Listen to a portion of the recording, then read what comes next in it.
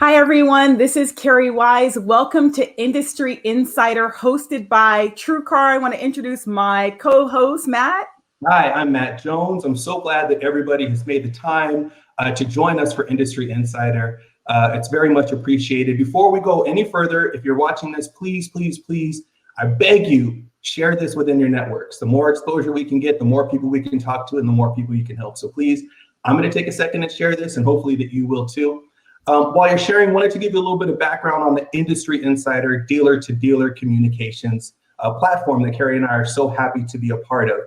Between Carrie and I, we have approximately 40 years of servicing automotive retail. We care. I mean, we obviously care. TrueCar cares. And so we wanted to put a platform together, especially in these challenging times, to give advice.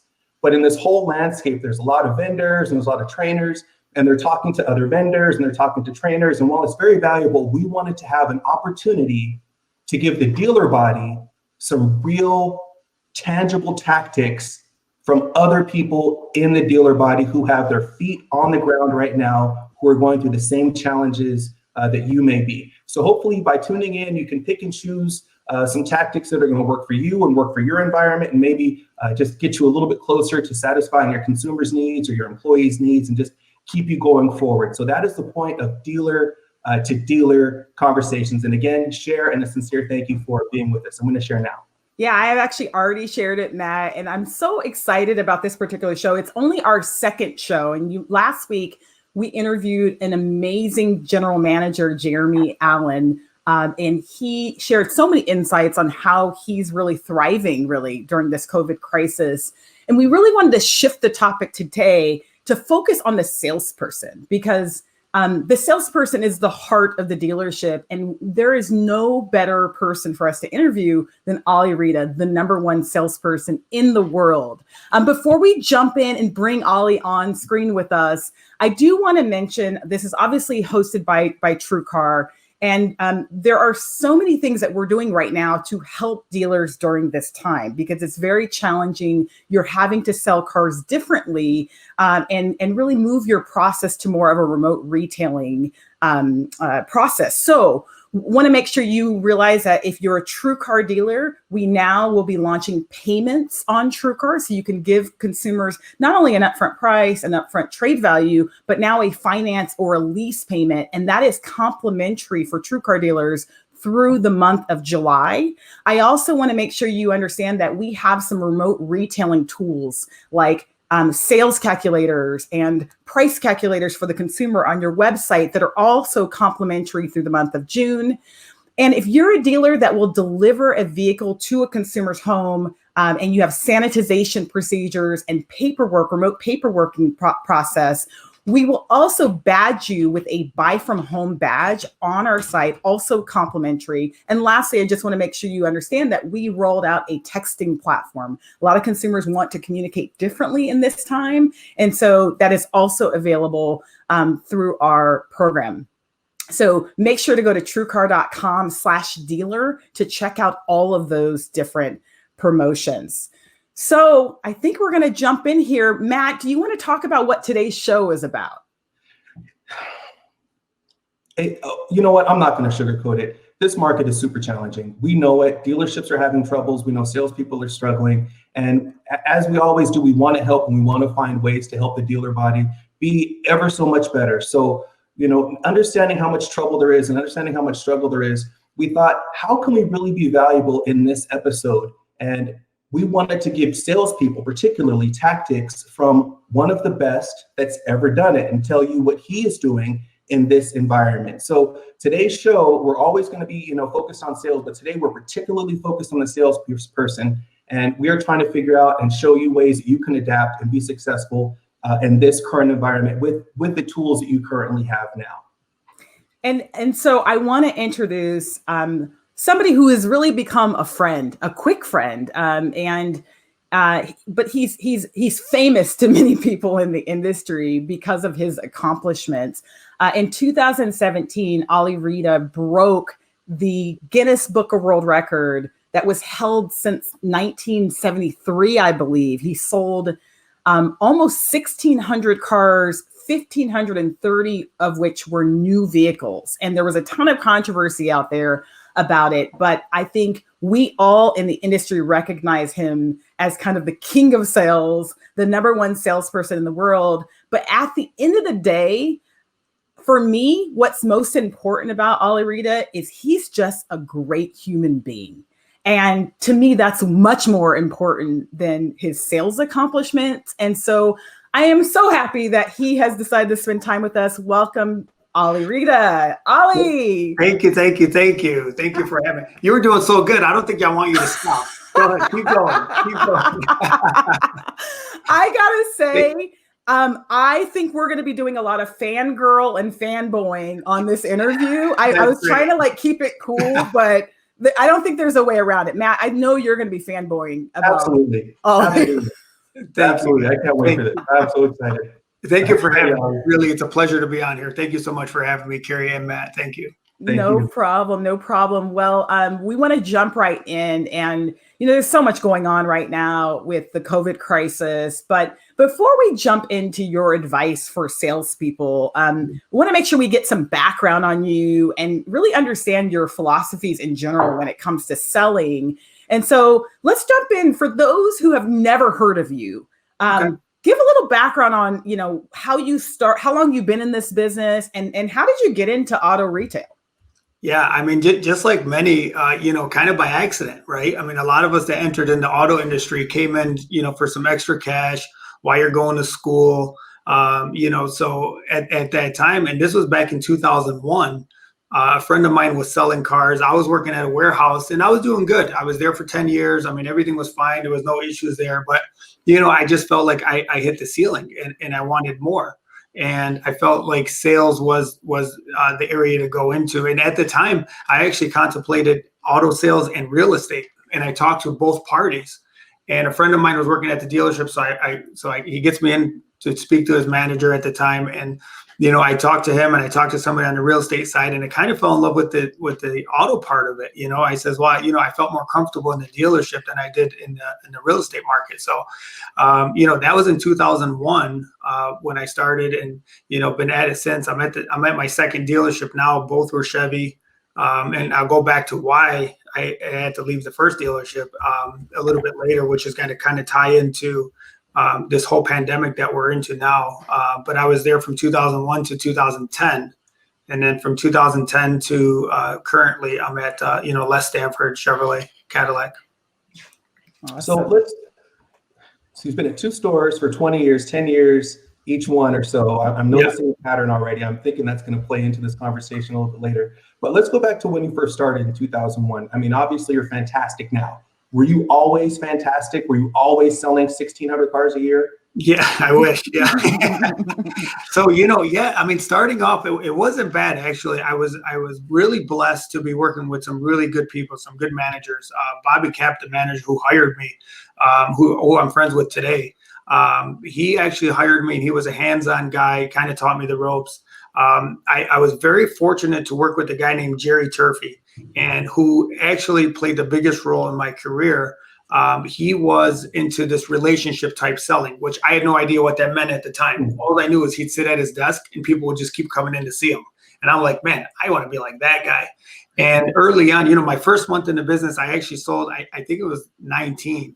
And then the second month was like 20 something. So it was a busy time. It was good. It was beginning of 2001. Of course, we know what happened in September of 2001 later. That kind of played a little factor into sales in that. But, Jerry was a relationship type selling person. So I kind of adopted what he had already started. He was very active in community. He was very active with everybody, knew who he was. So I says, man, that's what I want to get to. So I was able to see it firsthand, focus on it, but it took a lot of years to get there. A lot of things that I'll say about salespeople in general, all of us are like that, is the problem. The reason why we fail a lot of times is we as salespeople look for this instant gratification. We look for, I want to go to this place and this venue and I want to sell 10 cars, and you leave there with selling 0 because that mindset completely shifted, everything, the main reason why you should have been there in the first place. And then you give up. because there was nothing that kept you going. So because I was able to see Jerry and the way he operated, I wasn't looking for instant gratification. I was looking 5 or 8 or 10 years down the line, saying that this is not a job. I treated it from day one as a career. I said, this is what I'm going to be doing for the rest of my life.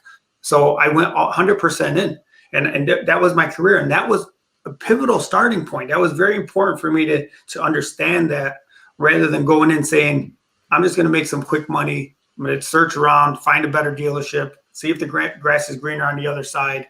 All of those kind of play factor into where I'm at today.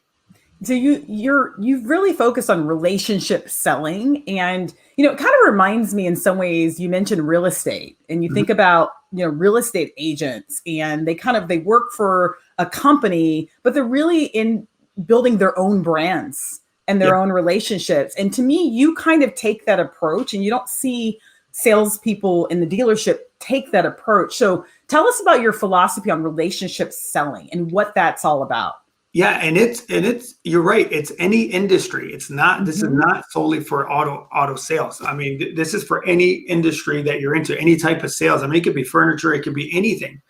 Real estate, doesn't matter. Matter of fact, my brother who sells mortgages is one of the top mortgage guys in the country, based on that philosophy, which a lot of people don't know. So he's actually does the same thing. He's in his relationship selling. His relationships now is with real estate agents. That's what he goes after. So. And community as well. Relationship selling, which when I first started, I didn't understand it. Later in my career, I understood it's basically building a relationship with every single customer that you see, but it's not just the people that are coming into the dealership, because we know that is only so many people.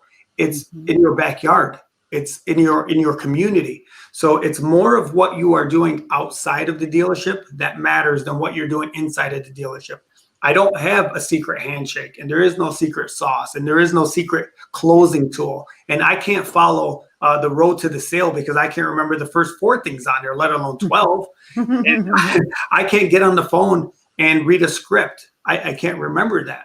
So I had a problem with that initially when they would say, read the script. I'm like, that doesn't even sound like me. How is that person going to take it? So I quickly understood that it was very important for me to be myself, for people to love and care and trust me as a person, not a salesperson. Forget about the sales portion of it. Let's take that business side of it out of it. If they love me, for a person, and then they have no choice but to love you as a salesperson.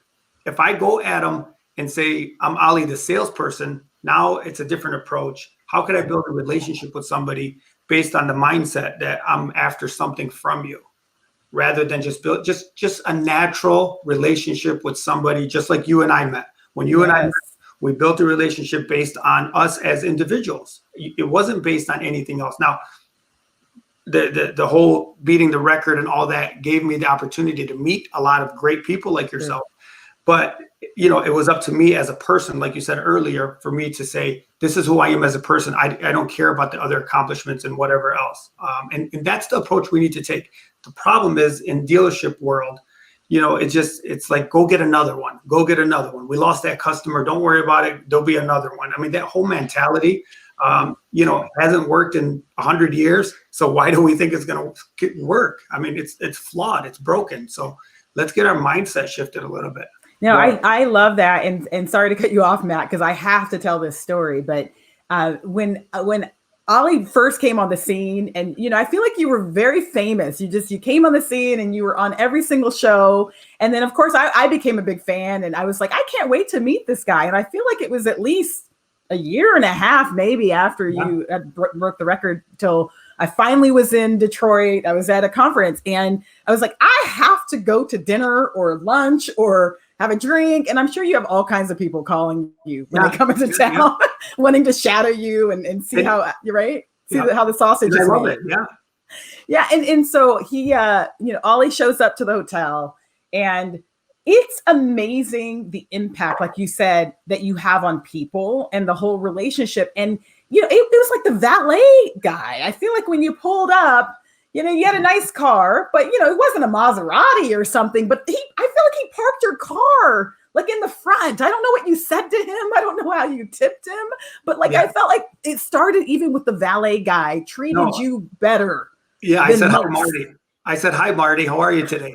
That's it. Okay, because my car got parked, like on the side, Yeah, but that like was it. Marty's a wonderful person. Absolutely. And it's just that extra attention that you give somebody. It's the extra, I know his name, but I don't know his name because I want him to park me in the front. I know his name because I care about knowing his name. I mean, that's it. It's and that's how you start conversations. I mean, that's how you get to know people. So well, and then just to add to the story, not to belabor this, so we go out to dinner. It's me and Ollie and Eliana, and we're going out to dinner, and Eliana and I walk in first, and the restaurant, they're nice. They say hello, they greet us, ask us if we have a reservation. Well, then Ollie comes in behind us, and it's literally like, Ollie, it was like Cheers, when Norm walked in. It's like the whole restaurant changed, and we had special seating, and there were dinners made for us that weren't on the menu. And it was just amazing to see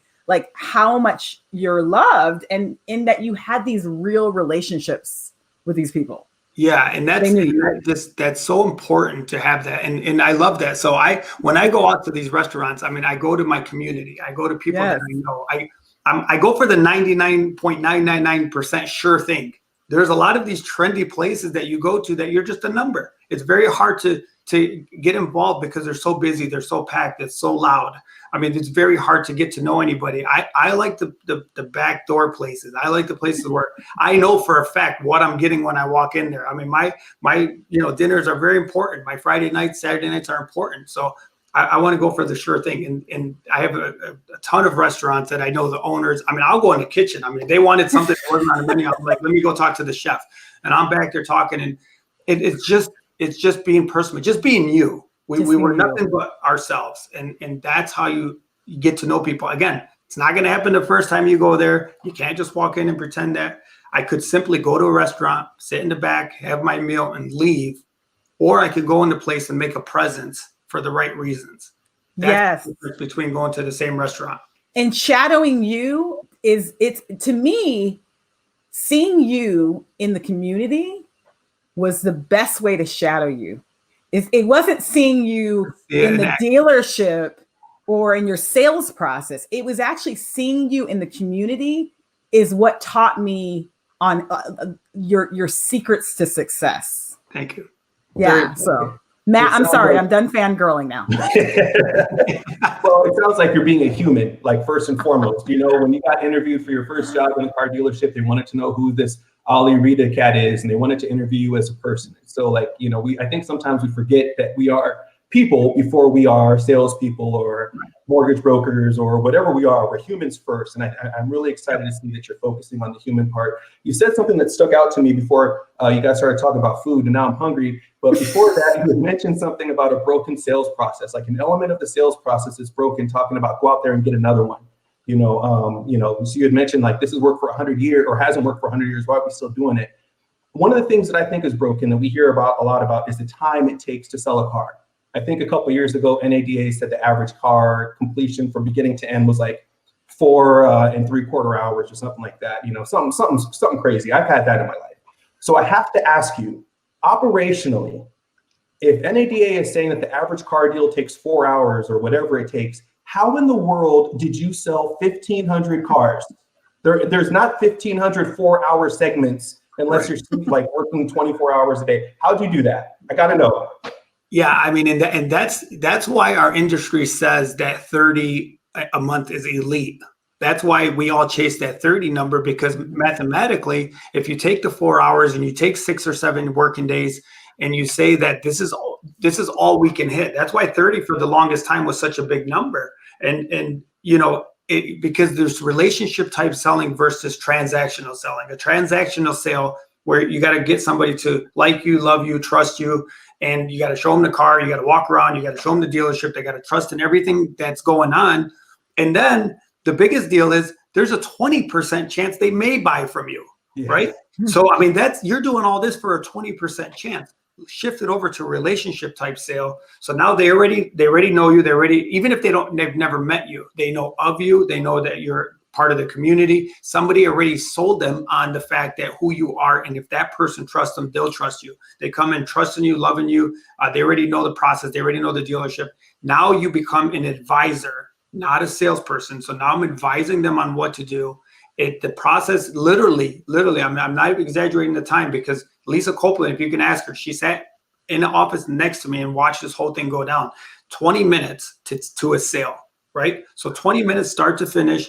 And a lot of people, if they know, I have cars that are ready to go. So I have hot items that are ready. So this guy comes in, he's like, ready to go. I get all the information, solve the problem. And I tell him, well, I have black and white ready right now. Which one would you like? That was it. And he's like, okay, I'll take the black one. And how long does it take to process the paperwork? I mean, it doesn't take that long. Again, because I'm handling things from A to Z. I control my own time. I control my own flow.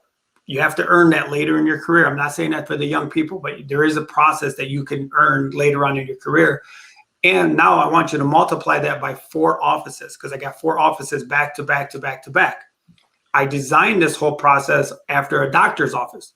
So doctors, what they do is they have 4 or 5 offices.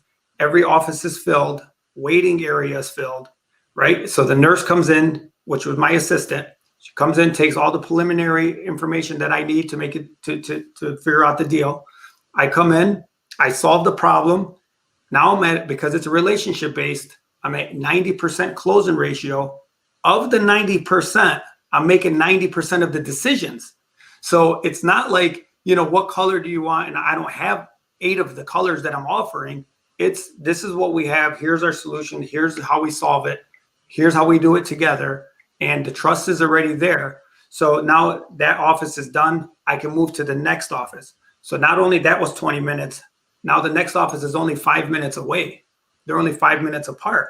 That's why doctor's offices, there's people coming and going every 5 minutes or 10 minutes. So, in that 4-hour span that you speak of, I mean, literally I can have 20 minutes and another 5 and another 5 and another 10 minutes being delivered. They're going. So one office is waiting for insurance. One office is waiting for the car to get ready. Another office is waiting for the approval, which obviously takes 3 minutes to get an approval because I do it myself. The process is very fast, very easy, very efficient. And people love the fact that they're in and out of there in 20 minutes and not spending 4 hours. The experience is completely different. That's just incredible. I know it's a lot in one breath, but that's the process. We got to break this down, Matt, a little bit more though. So how many assistants do you have? So I have 2. I have 2 assistants. Neither sell. They're both administration. Mirna, who is my top assistant, she basically handles everything paperwork wise. Okay. I take the things that are not important for me to worry about, like making sure I have insurance, filling out a deal jacket, getting copies of driver's license. Just like the doctor never asked for that stuff. They come in, they solve the problem, and they, you don't say, hey doc, I think you're wrong. I don't want this medicine. 90% of the chance it's right. Right. So that you're just going by that because of the trust factor. So she initially sets everything up. She gets the preliminary information. She gets everything set up. When I get into that office, I'm focused on that person and only that person. And I can solve the problem. Of course, there's personal time in there, right? First 5 minutes is chit chat and keeping that relationship going, asking about them and their family. And, the key to building relationships is understanding where that person came from. And more importantly, where they're going. So I have to know a little bit about their life. I have to know that, they're coming in asking for a Camaro and they're expecting a baby in 6 months and that's their only car. I got to know this stuff, right? I got to know if, hey, I'm going to graduate school in 2 years and I got to make sure that I put them in the right situation. So after they graduate, we're ready to go. So there's certain things I need to know personally. How do you do that? You ask questions, you ask questions, you ask questions. And the more questions you ask, the more information you have to make that educated decision. I want to know everything, where they came from, where they're going, everything, so I can make an educated decision on what's good for them, not for me. Doesn't matter what I think. True advisor. You're not taking like fresh ups. Like, so if I just happen to be near your store and I just walk in and I don't have an appointment with you, like you're not going to up me at the receptionist table, right? Or are you? Never. I mean, I would greet you and find you a salesperson because it happens a lot where I'll find people, inside, outside, but I'll greet you and find a salesperson. But I haven't taken it up since I want to say 2011. I haven't taken a single customer that didn't come in and ask for me or was a referral or a repeat. And repeats and referrals are a big deal, but it's not as big of a deal as community. Repeats and referrals are a small portion. It's a very small portion. Community is where the big portion comes in, because you might be able to send me 1 or 2 people, but now if I have 100,000 people in my backyard, that's a different story. Yeah. What does community mean to you? Like, where are you finding these communities? Where do you tap in to find these communities? I mean, it could be so many things. I'll say community. You could say tribe. You can say things that you love. It could be your high school organization. It could be your community center where you live. It could be, certain functions. It could be gardening. You might love gardening, so your community and your tribe becomes the gardening crew. It could be charity events. I'm involved with a lot of charity events, and I go there with the intention not to sell a car. I go there with the right intentions, the right mindset of helping people. And all the organizers in that charity, they all need cars. They all need friends. They all, you're being involved. You're being seen, right? Mm-hmm. So I have a huge billboard in my community center where it's a basketball gym, and they got, just a ton of things for families. So I have a huge banner. When you walk in there, there's a huge banner of my face and name and everything. There's a difference between just having that banner and me actually physically being present at that community center. So now they know me as a person, right? And they see the banner and they see what I'm offering to the community. So it's not sitting at home and saying, here's my $500 check. I donated. I did a good thing. No, it's physically being present wherever you live. And the problem that salespeople have right now with social media is so broad, they feel like being popular on social media does something for their business. And they're completely forgetting that there's thousands of businesses in their backyard. There's thousands of restaurants. There's thousands of people right in your backyard. Why? I mean, it's nice to be known online, and it's great, fine. Like you said earlier, we became famous online, and people are reaching out to you and everything. And I love to help anybody I can, but it does zero for my business. So I have to treat it that way. I have to understand that I'm not going to advertise to somebody in Seattle because I'm not going to sell them a car. I'm not going to be able to help them, but I will be friends with them. But that's where it goes. So we got to understand that that's community. Wow. It's pretty amazing. We have so many people commenting, and I just want to acknowledge couple questions here that have come in. So we have Damien Boudreau, one of your favorite people, and now my favorite people as well. Hi, Damien. And we have Mabel on. Dave Cribbs is on. Melissa Skinner. So one of the questions I think is a really interesting one. David Cribbs asks, does your store leverage the fact that you're number one in their messaging or advertising? No, not at all. Not at all. If you go to our website, if you go anywhere, we don't advertise anything about that. I don't even really advertise anything saying that I'm number one or this and that. That doesn't draw attention to me for the right reasons. Again, I want them to know who I am as a person. I want them to know that I care about them and I care about my community. And, but we don't use that. We've never used that anything. Even my billboard, I have a huge billboard in the community right outside, and I've never had number one salesperson or anything of that nature on there. The other thing, shout out to Mabel for hitting 30 for the first time ever. Mabel, Mabel. Woo! Good job. I'm so proud of you. I'm proud of her. I love her. Me too. Awesome. That's a big deal. Yeah, huge. Okay, so let's transition. We got a little background on you. It's amazing what you've put together from a process standpoint. So let's jump into advice for salespeople just in general. So I saw a post that you put up about The Last Dance, right? The documentary on Chicago Bulls. My God. My favorite, Michael Jordan. I got chills. I literally got chills you saying that. That's how passionate I am about that. I got to tell you, Michael Jordan, my favorite player. I'm one of the only women in the world for Valentine's Day that has gotten 2 Michael Jordan books instead of roses, right? So I'm a huge fan. Love it.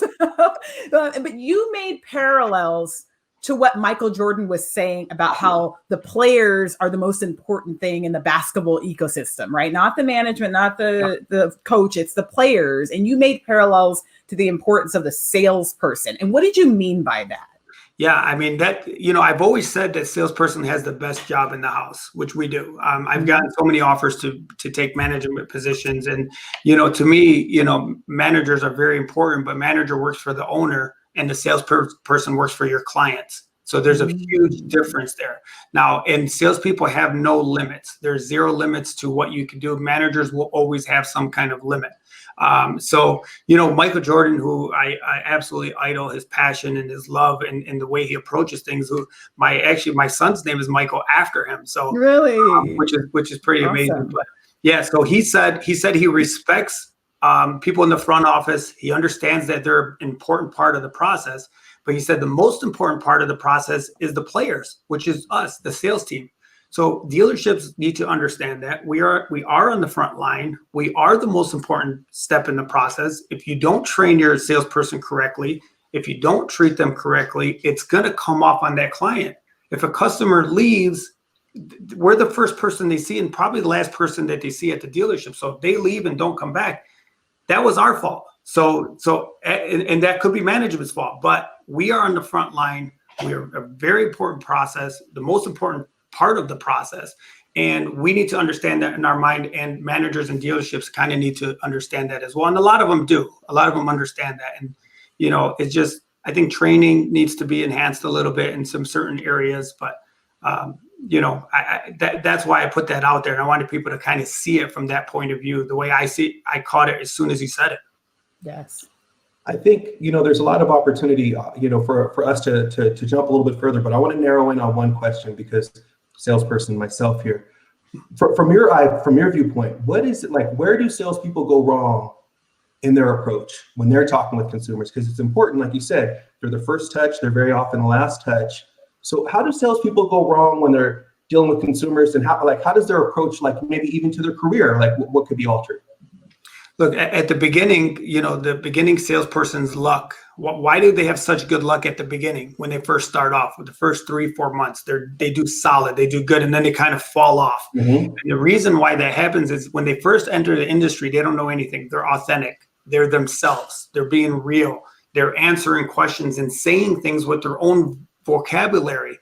Then somehow, some way it gets twisted, and a manager or a dealership or a training company comes in and says, no, you got to say it this way.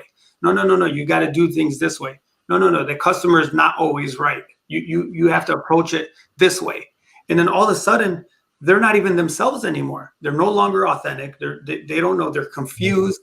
They're just trying to follow what they're being trained, but what they're being trained is not who they are anymore. Right. So it shifts. So for me, I was able to see Jerry Turfy at the time being authentic and being himself, and didn't follow any protocol or certain guidelines that they told him say this or say that, or road to the sale that's like 100 things on there. He simply wanted to help somebody. He simply said that I'm here to help you however I can help you.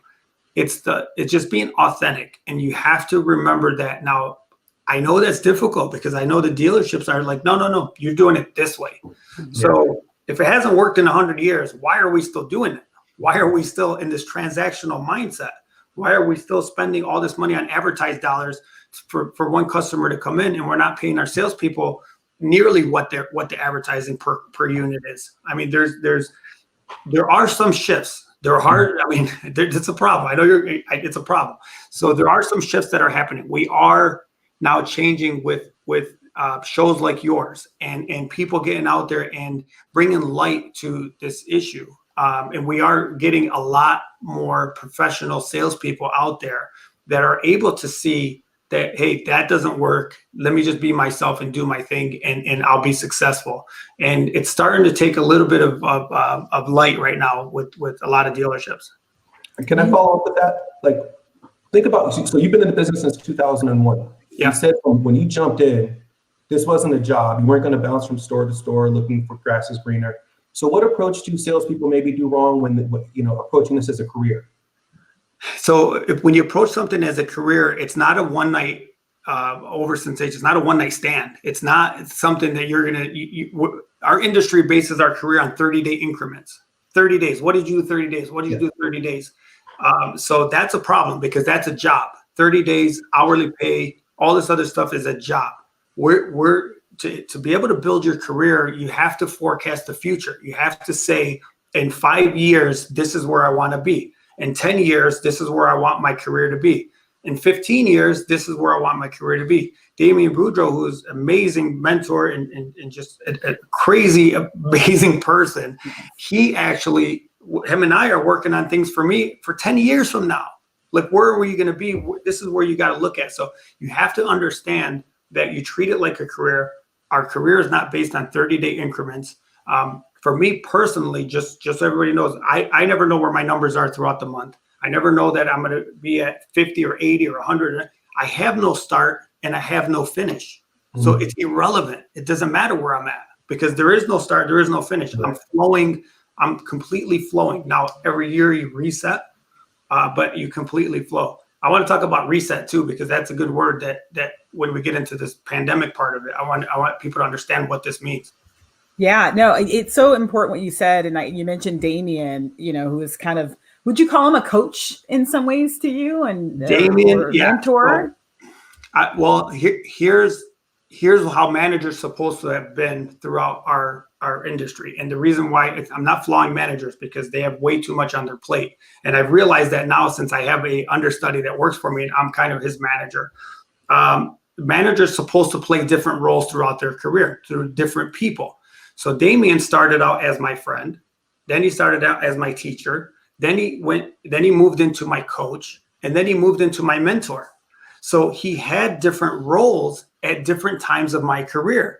Damian does not talk to me the same today as he did in 2010 when I met him, because we're at a different level. So managers were designed to play this kind of role, but it just they have way too much on their plate. They're just overflowed. It's a flawed system with them, but that's how it's supposed to be. So Damian fits all four of those things. Wow.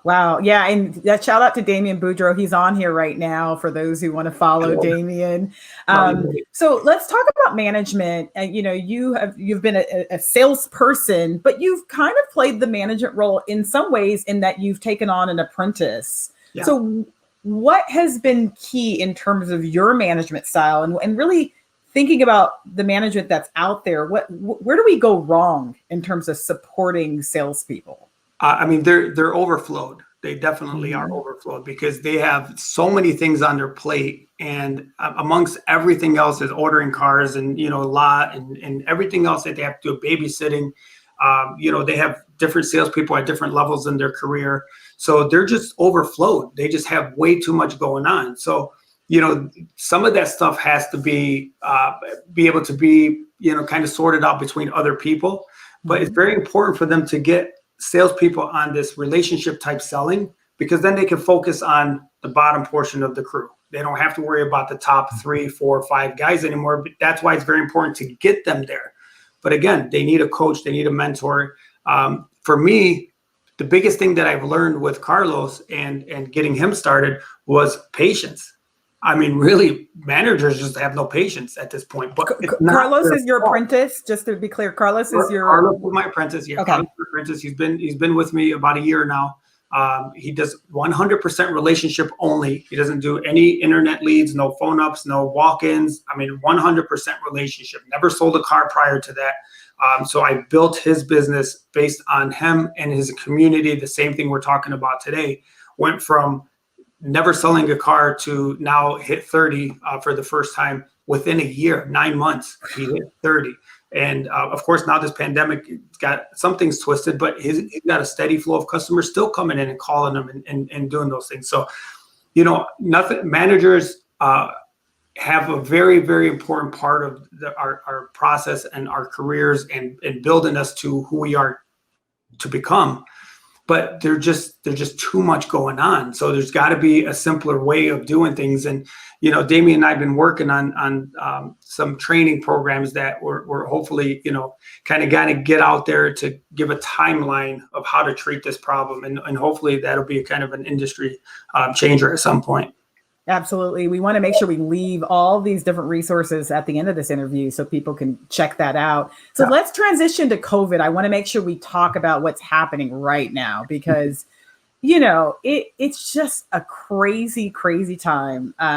as for us as individuals. I think every single business is impacted, and certainly at the dealership level, and certainly at a salesperson level. And so, first of all, let's just level set. What has been the status of your dealership through this crisis? Has it been open, restricted, closed? What is your status? I mean, we were closed. So we closed, I think, March 24th, and we closed for a solid 2 weeks. Maybe it was 3 weeks. We closed completely. We couldn't do anything. I mean, it was just shut down. And then now we moved into, restricted guidelines where no one is allowed in the showroom. So we can do online sales or home delivery, but you just can't have anybody in the showroom. So for me, it was an easier transition because all of my business was done through phone and talking to people and getting things prepared prior to them coming in. It's been kind of a little bit easier process. My main issue now is my customers' welfare. They're out of jobs and they're not working. And, how do I help them get through this? So on the other side, we'll all be fine together. It's not me saying, oh, I'm desperate. Come buy a car. Let me get you out of that car and put you into something else that I know is going to hurt you. So for me now, I'm just, again, playing that advisor. I'm saying that, hey, we should stay put for a little bit. Or if we need a car right now is a good time. If I can lower their payment and get them in a better situation, I'm doing it. So now we're filtering out a lot of things. People are kind of getting familiar with the process of what we can do and what we can't do. So that just started literally this week or this past week. So we've been there for a week now, just getting back into things. So hopefully in the next couple of weeks, we'll open the showrooms back up and people will start coming in. But it's very important for salespeople to understand that this is a huge change, right? This is going to be a pivotal time of their career. There are going to be some, and you guys can mark my words here in the next couple years, there are going to be some superstars that are going to shine from this. It's up to you to make that you. There are going to be some people out there that are going to come out way further ahead than prior to this. And let me explain why. I talked about earlier how I switched dealerships from the first dealership to 2010 to the one I'm at now. In 2007, 8, and 9, we had the huge recession. Things were bad. The banks were shutting down. Cars weren't being produced. Everybody said the auto industry was dead. There was no money to be had. Just a lot of people jumped bail. They shifted. They left the industry. So my dealership, the one I was at, actually was one of the wind down dealers that GM closed. So I was forced out. Mm-hmm. So at the time, the only reason I ever left that was because they were closed. Otherwise, I'd still be there today. So in 2007, 8, 9, everything was bad, right? Dealership closed. I thought, should I just leave the industry? I was doing well. A lot of people bailed. A lot of people that stuck around are doing extremely well today. The mindset shifted. So I started all over again into timeline. Here's the timeline. In 2010, in June of 2010, I started at Stanford. So if I take, let's say 6 months, let's say 2011 was my first year, averaging 30 cars a month, to 2017, averaging 130 cars a month. Now we're not talking 20 years to get there. I had a reset. I had to start over. I took that as an opportunity to say, how can I get better? Where can I improve? How do I get a little more involved? Of course, I met Damien in 2010. That was a life changer. I started learning about relationship selling, what that meant. This relationship type selling is new. This hasn't been around until we started talking about it in 2016, 17. Year over year, I started getting better and better and more involved with the community. So in 2010, that's when I went to community. That's when I started hitting it hard. That's when there wasn't a charity event that I wasn't at. There isn't a business owner there isn't a business that I don't know the owner. There isn't a place that I visit that they don't know who I am. I made a presence. It took me some years to get there, but I made a presence everywhere I went for the right reasons. I didn't go with the mindset of, I'm going to go sell a car. And if I didn't sell a car, I left there and never returned. No, I was back there the next time. Until finally people started recognizing me for me. And then everybody messes up once in a while and says, hey, what do you do anyways? And then you can bring them to car sales, and then you can tell them what you offer and how you can help them. And, when you build that relationship, just like anybody else that's important, that's well-known in the community, how did they start off? Wasn't an overnight sensation.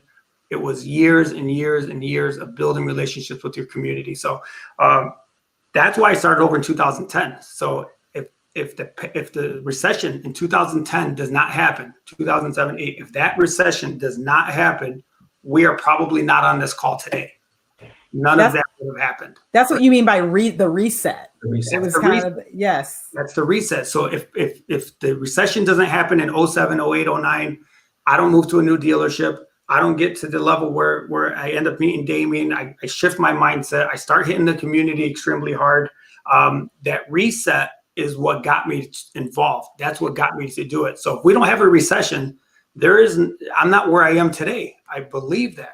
Wow. I would have been successful, but I would have not been where I am today. Well, so let's think about today, right? Yeah. Hopefully we don't go into a recession as we did in 7, 8, 9, 10. Hopefully we don't. But Right. These are definitely challenging times. I don't think anybody will deny that. But do you think that there are opportunities for other salespeople, maybe people who are not, as involved in the community as you, but in this time frame, like what opportunities do you see as like a positive outcome from this? Like what could we do and how can we action it? Like not everybody's going to be community focused like you, but what can we learn in this to be positive in this time? I started out the sentence by saying there are going to be some superstars that are probably going to be far more number. They'll beat my record at some point here in the next couple of years. I mean, there's going to be some superstars. And the reason I'm saying that is this pandemic leveled the playing field. It's level. It's for the taking. So it's up to you as an individual of what do you want to do? How are you going to approach it? All the salespeople that are sitting at home right now because your dealership's closed and you've done nothing for the last 3 or 4 weeks, you're in trouble because when you get back to work and the dealership opens, it's going to take you 3 or 4 weeks just to adjust back to the process. We got new processes. We got new, customers, the way they want to interact, the way they're doing things. So if you're just sitting at home and you're like, oh, I had a good 4-week vacation and you've done nothing, you're not 4 weeks out. You're 8 weeks or 12 weeks out because it's going to take your mind that much time to get ready. It's why do we have, spring training? Why do we have, a preseason? I mean, there's reasons why you have to have those things and we have to treat it that way as well. So you have to get your mind ready. You have to get your body ready. You have to understand what can I do different outside the norm to get people into this dealership or to get them to deal with me. Right. So now you have to approach, okay, this is my process. I'm going to be very transparent. I'm going to let them know exactly the way we're doing things. I'm going to let them know that we're going to bring the car to your house. Here's exactly what we're doing. The process is actually much faster right now than it's ever been because just like you said earlier, 4 hours in the dealership, that's done. People are not going to be shopping you with 4 other dealerships. They're going to be dealing with one dealer. The first chance you get, your first opportunity is your best. So you better treat that right. You better understand your process. You better understand that customer is probably not going to want to shop around. They're not going to want to come in a dealership. So you get all the information you can. And now we have to ask people to give us their social security number over the phone. We have to ask for people to give us, over internet, and they got to go online and fill out these applications. So now we're asking people to do something that they may not be used to doing. So how you come across on that phone call is very important. It's extremely important. So pay attention to it. Text messages, another thing. When somebody texts you something, we're so fast to just respond and forget to say hello. We're forgetting to say who this is. Where you read back the text message, you're like, wow, that was kind of rude. And that's how that person's reading it. So you have to understand that. Go back, read it before you hit send. Understand. So these are little things that you got to be conscious of. There's going to be a lot of superstars that are going to understand this process much better than I can, much better than a lot of people. It's up to you to go educate yourself. Watch shows like this because these are educational. If you don't educate yourself, your mother's not going to call you on the phone and tell you this is what your process should be. Okay, Michael Jordan's mom did not tell him that. No, it really just hit me what you meant by reset and level, and it's a level playing field because this is uncharted territory for everybody. Yeah. I mean, you could be an expert that has sold cars for 30 years, 20 years, 10 years, whatever, and you've never gone through what we're going through right never. I'm adjusting. Now. I'm learning it. I'm adjusting. So yes. Another thing that I did while we were off, so all the people that were off, what were you doing with your time off? Were you getting involved with community? This is the most amazing perfect entry point into your community. It's not going to feel awkward. It's not going to feel like, how do I get in? Where do I go? Everybody's on the same page. I'm here to help. I'm here to give back. Find an organization that you love. Find something that you feel, okay, this organization is giving back to first responders, and do something about it. The first 2 weeks I was off, I found and bought as many masks as I possibly could, because that was the problem, right? Mm-hmm. So I bought all these masks, and I said, okay, I got the dealership involved. I got myself involved. We all contributed, and we got a couple thousand masks. So I get these masks. Rather than just driving over to my local hospital and saying, here you go, I called every one of my customers that was a nurse, a doctor, a family member that had a nurse or doctor. And I said, I have some masks. I'm dropping them off at your house if you need them. And we literally drove around for 2 days, dropping off 10 packs of masks to every single person in my community, because that's where I'm impacting. Yes. Not sending them to somebody that lives in, California. I know they need them, but my job and my duty was my backyard. So I literally drove them to, and if they want to put it out there that I did it, fine. I didn't put it out there. I don't care about that. I wanted to impact their life, and I wanted to help maybe save a life. So those are the things that you can do. Another step, and we talked about this, Carrie, is I came up with this. I live in Dearborn, Michigan, right? So my city is called Dearborn. So I came up with DearbornCares.com, a website. Built this website for the community, and basically what that website is, and everybody can go to it. It's just information. So DearbornCares.com. So now I own this domain, which I couldn't believe was available for $12 for the whole year, right? So I own this domain. I built this website, DearbornCares.com. I blasted everywhere. I put a video out saying, hey, we have a lot of organizations in our community, and you may be confused on which one to go with or how you can help. Here is a list of all the organizations. I put all their names on there. They can click their website and go right to their website. I'm not asking for money. I'm not asking for anything. I'm giving you information. All the restaurants that are delivering for free at home, all the urgent cares that are giving wellness checks for free, anything that I could offer that a community has to offer you, I put it on there. And now on another level, this pandemic doesn't happen. I don't own Dearborn Cares. I don't get extremely involved. Now I'm diving in extremely deep into the community. Now I'm touching spots that hit home to people. Now you're emotionally embedded in your community. I think that is so important, especially right now, because, we could be so focused on selling cars or, trying to figure out our remote selling process that we just forget that people are hurting right now. Yeah. Of course. And that's going to be, and who knows where that's going to go. Yeah. Who knows where this Dearborn Cares, now I can take it to another level. You get there. I got my pretty face up there. I got a video up there. I got ways you can help. Jonathan Dawson was somebody who helped me out with it and said, hey, this is some things that you can put out there, and, just get help from people in our community. I mean, we have this AutoNation community. Reach out to me. I mean, you could go on that Dearborn Cares and copy it. I don't care. Do something to give back. That could be around for a long time. I mean, there's so many things I can do with that. I can feature certain restaurants every week. I can feature our community center and say, hey, I can go to community center and say, if they mention my website, give them 20% off, and they will. So there's a lot of things you can do with this. And this is just a beginning for that. That's amazing. Matt, I'm going to take one question. Victoria Vasquez, she's from an Audi store in Missouri. She says they're doing remote delivery with sanitization and sanitization with every purchase. Besides listening, what can she do to make sure that her clients are happy? So it's just kind of a general question. Besides their sanitization procedures, what else can she do? I like the, just being transparent, asking them if they have any concerns, of course, just your normal stuff. I like having a letter in the car saying that this is what we did. These are the extra steps that we took to make sure that you are safe in your vehicle once you get it. So you can actually have on your letterhead saying that we, sanitized your car, we cleaned the steering wheel, we, put a steering wheel cover over it. Even though they can see those things, it's nice to have something tangible where somebody can take it and read it and know that you went the extra step. Because if you're doing something somebody else is not, and she's talking to her sister on the phone, and her sister bought a car, and she tells her, oh, this is what my dealership did. The other one's like, oh, they did nothing. They just dropped off the car and left. There's different stories. There's different views. Now there's different experiences. So having that letter in every one of the cars is a really good way of doing things. And of course, you got to protect yourself at the same time. So going geared up is very important. Great. She's a fantastic idea. I like that. It could even be a checklist too. I like the idea of a letter or some type of checklist. Exactly. Yeah. Right? Check, clean steering wheel, check, clean your, exactly.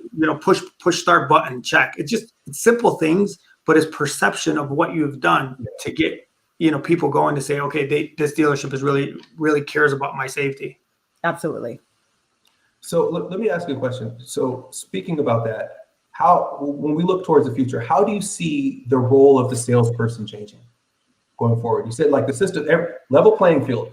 So the things are going to change. So how do you see the role of the salesperson changing going forward? Whatever the new normal is. I don't know. I don't know for sure that it's going to change. I don't know. We go through this every 10 years where they say salespeople are obsolete. We don't need them anymore. You're not important anymore. And lo and behold, that we're still around and people still need us and people still want to deal with somebody, right? They still want to be able to call you and have that personal touch. That's why it's so important that we're talking about relationship-based selling, because the transactional part of it, I don't know what those customers are going to feel like. You're going to get very mixed views. Some people are not going to want to come in a dealership anymore. That's a transactional person. A relationship person, is your mother going to tell you, I'm not coming to see you at the dealership? No. Is your best friend going to say, I'm not coming to dealership to see you? No. But some stranger will say that. So it's very important that we understand that relationship-based selling is very important now. To get involved is very important now.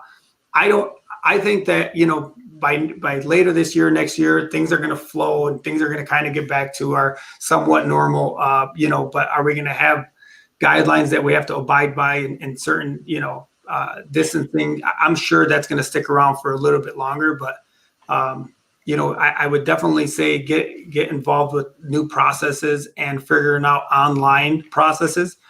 That's actually one area where I'm not very strong in, where, I have that online presence, but I never needed it. So I'll have to get involved a little bit more with that part of it, because that's probably where it's going to start shifting a little bit more. Yeah. It's amazing that you said that, because it's just amazing that even you have opportunities. Oh, absolutely. 1,500 cars, and you're still kind of looking for the opportunities where you can improve on. Absolutely. There is opportunities. I'm learning every day too. So I'm watching these shows and I'm, picking up little things, and that's how we all get better, right? I mean, you share, love, and learn from one another. So you're not, and we only have a couple more minutes left, but you're not worried about, you're a relationship selling person. I'm a big relationship person too. I make relationships really easily. And part of the way I make relationship is that kind of physical experience. I'm a hugger. So, I think about like COVID and I think about, wow, like I'm going to have to come up with a new way of doing things because the world's going to change. So do you think this will make it more challenging for you as like a relationship person? I really don't feel that. I really don't feel like I'm not going to hug my customers. I really don't feel like I'm not going to have that personal touch. People right now are busting at the seams, trying to get out to restaurants and trying to go places. And, look, they opened up the beaches in Florida and they were flooded. People are eager to get out there and do their part and feel like they're doing something. So, I'm not getting paying attention to the political part of it where, they're actually saying that this is going to be around longer and, things are going to change. I mean, I know they are going to change, but I think, eventually we'll have amnesia and as long as they kind of, fix the problem, I think eventually we'll get back to some kind of normalcy. I mean, this is not the first time this has ever happened in the world. I mean, it's happened, in early 1900s. So, and it worked out fine after that. So I'm sure we'll be fine. So we want to wrap this up with just giving you a chance to leave some final words of advice for people right now. But also, if people want to connect with you or learn more about your training philosophy, like where can they find you or find your advice and philosophies? Yeah, I mean, we have, the book, How to Sell 100 Cars a Month.com. You can go to Auto Success Training Academy on Facebook. You can reach out to Damian Boudreau. You can reach out to me on Facebook. I mean, I'm always willing to help. there's a lot of shows like yours that they need to kind of, listen to and pick up little bits and pieces of it, especially now if you have a little bit more time. But I guess I would have to just tell people that stay positive. I mean, believe in yourself, believe in our industry as a whole, and get involved. I mean, this is the right time. There is going to be no easier time to get involved than now. I mean, everybody has the same reason you're getting involved. So figure out ways that you can help and give back. And, don't treat it with the mindset of I need to sell a car. I mean, treat it like, you're building a relationship. I mean, that's the way it should be approached. So, they keep saying we are going to get through this together, and we are going to come out stronger, just like we did after 2008 and 9. So, it's all going to be positive. It's an even level playing field at this point, and it's up to you to go get it. Well, I just want to thank you so much. I can attest that Ollie is the real deal. You are so kind. There are so many people out there that have brands on social media, and they put stuff out there, and some of it's real, some of it's not. But you are better in person than you are online, and I think that should be the goal. Be better in person, right, than you are online. Don't ever underestimate the power of human touch. Yes.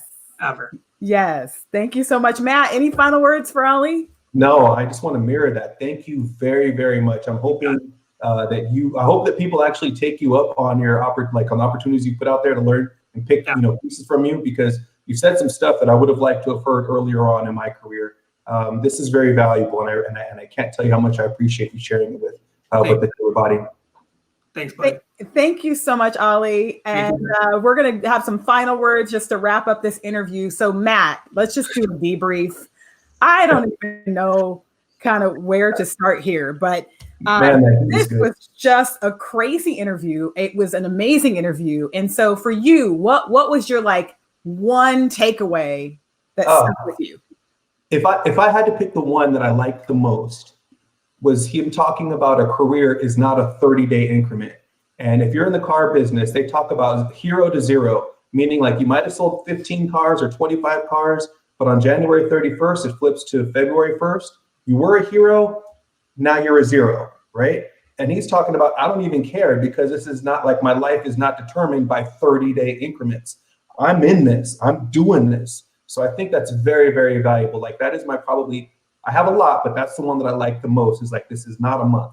This is a process. This is an ongoing, continual process. I love that. What about you? What was yours? So I have to come up with one. Let me think. Well, I guess mine is probably patience, is what I learned from Ollie in this interview, that success isn't overnight, and you can't just be a one-trick pony and just hit a home run and you're there. It takes work, and it takes the little things, and it takes discipline and relationships and really being authentic to truly achieve the success that he's achieved. So I would say patience is what we all need to achieve that level of success. So and his optimism, right? We're going to come right out of this, and we're going to be fine, and there's going to be superstars, and he's got the right mindset. So this was just fantastic. It was amazing. I hope everybody got something out of this. I got to tell you, the comments, it was we got a ton of people saying GOAT, greatest of all time. And that's exactly what he is. And so many people were very thankful for the content. I just want to leave everybody. We're going to continue to do these industry insiders every Tuesday, 11 a.m. Pacific. We're going to be talking to dealers and salespeople and management to help you understand and get advice on relevant topics out there. I do want to make sure we mention Ollie's website, dearborncares.com. If you want to help out in any way, make sure you go to that site and help him give back to his community, and do the same for your own community. I also just want to mention, if you're interested in anything related to TrueCar that I mentioned earlier, TrueCar.com/dealer. Matt, do you want to talk about the dealer blog at all? Yeah, a continuation of these conversations is we've actually created a bevy of articles to help people just get better, from a sales perspective, things that people can do on the ground right now with the resources that are available to them. TrueCar.com, dealer blog, we're taking some of the best ideas and putting them in article content that you can just read 2 or 3 minutes to maybe get your day going. And since we're talking about some of the things, like one of the things that Ollie mentioned was texting. Remember, he was talking about communication and texting. It's a perfect way to introduce. If you're a TrueCar dealer on this call, please go to truecar.com/webinar. We have Webinar Wednesdays led by our very own Ruben Fine. And tomorrow's topic, coincidentally, is communication preferences, primarily texting. So please, again, another free asset, free resource for you. Please check this out as well. Thank you guys so much, Matt. It was great being on with you. It was great. Learn this is only our second episode, so we're starting off great. Yeah, we're starting off great, and we look forward to doing this again next week. Oh, before you go, yeah, I want to tell this to the people watching. Do you have a dealership that you'd want to recommend? Do you have a salesperson that's doing something special, something that's like exemplary in this market? Please just reach out to us. Give us a little blurb as why you think they're special, and we'll add it to the list of dealerships that we have planned to talk to. All right. Well, we'll see you next week on Industry Insider next Tuesday. We're out.